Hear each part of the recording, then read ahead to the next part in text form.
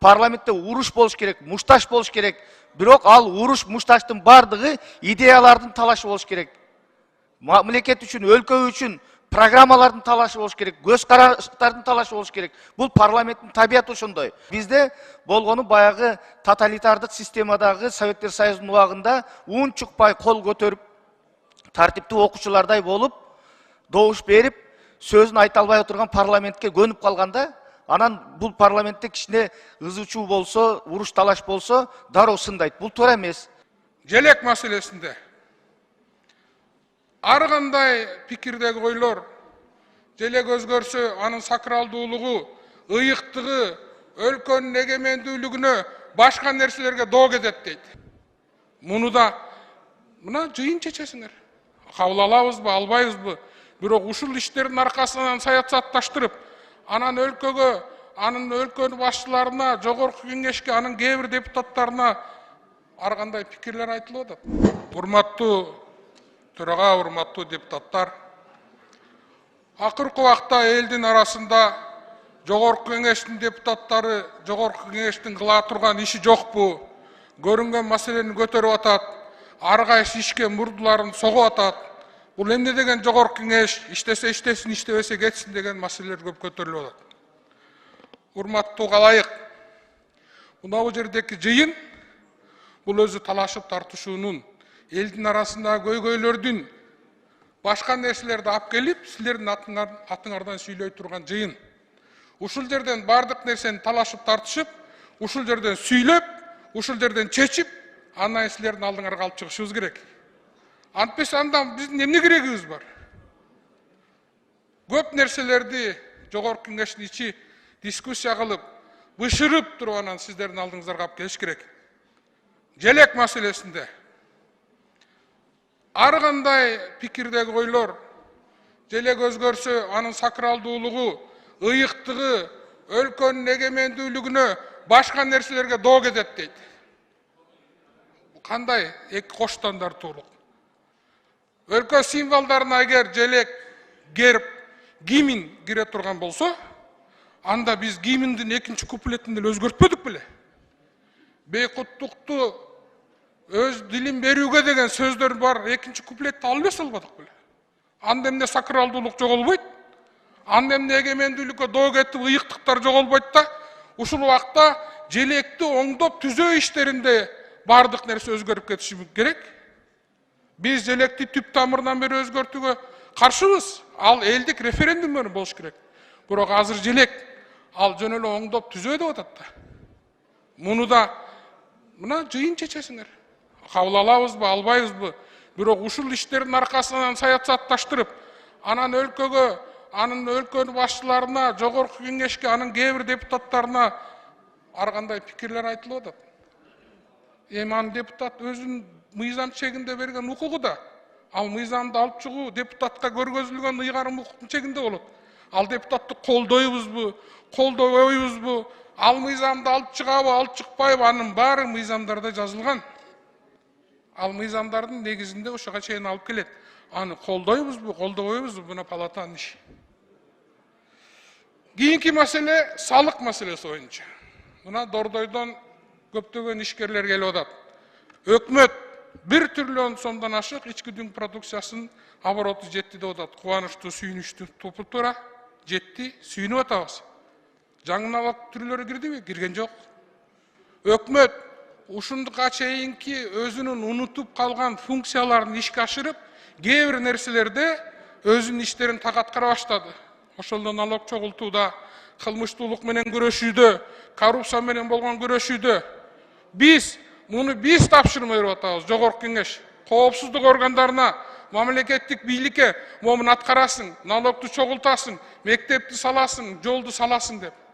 А бирок ошол убакта налог салык кызматы Дордойдо 3 деген баага татып калды.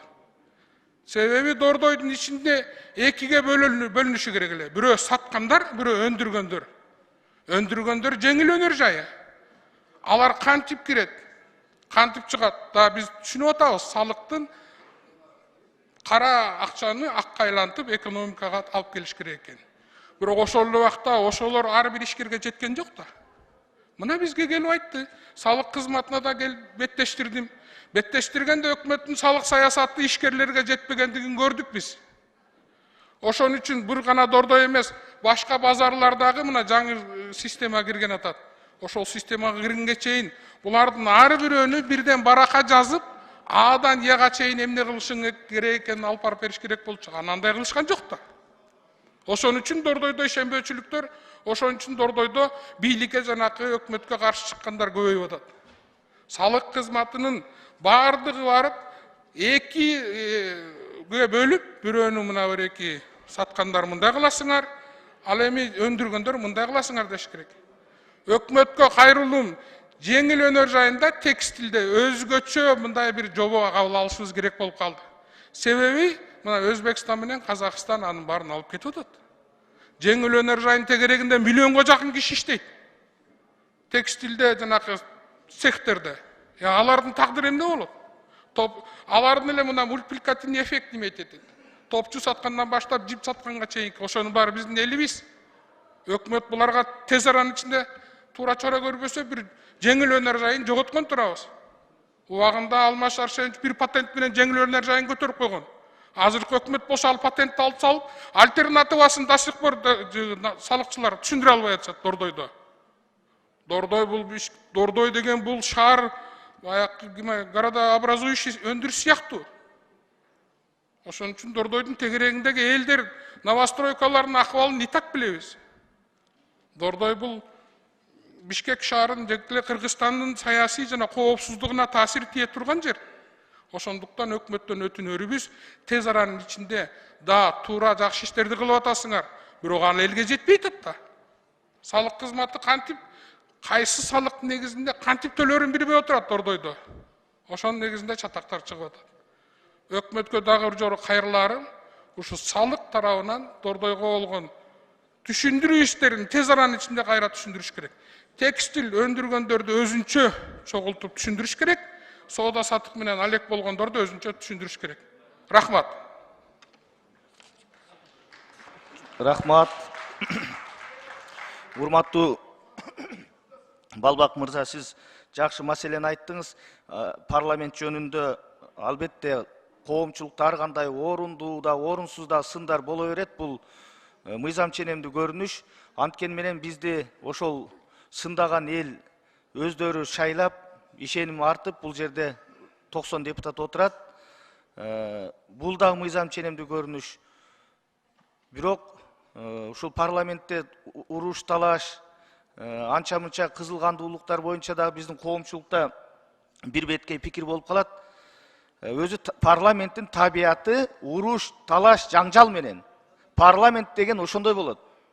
Мына бизден өнүккөн өлкөлөрдө, демократиялык өлкөлөрдө бири-бирин кызыл чеке кылып, урушуп, мушташып, мына ошондой болот парламент. А бизде болгону баягы тоталитардык системадагы Советтер Союзунун убагында унчукпай кол көтөрүп, тартиптүү окуучулардай болуп, добуш берип, сөзүн айта албай отурган парламентке көнүп калганда, анан бул парламентте кичине ызы-чуу болсо, уруш, талаш болсо, дароо сындайт. Бул туура эмес. Парламентте уруш болуш керек, мушташ болуш керек. Бирок ал уруш, мушташтын бардыгы идеялардын талашы болуш керек.